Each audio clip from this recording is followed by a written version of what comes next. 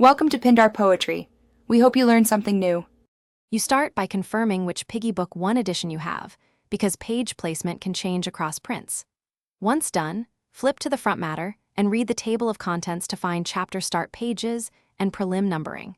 Make a quick note of whether the book uses Roman numerals for prelim pages versus Arabic for the main text, since that affects absolute page counts. This saves time when you later estimate where a given scene or illustration should appear. Now narrow your search by targeting the right section. Scan chapter titles to jump near the target. Once you're in the general area, skim in 5 to 10 page blocks looking for distinctive headings, repeated illustrations, or consistent typography that match your target content.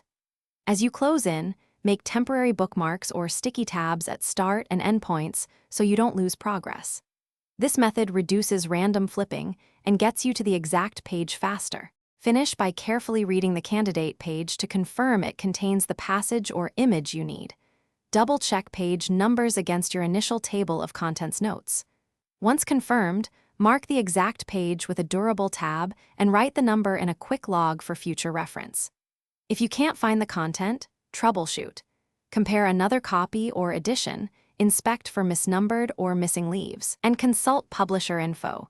Usually the discrepancy stems from edition changes or printing errors. Thanks for watching. Consider subscribing if we helped you.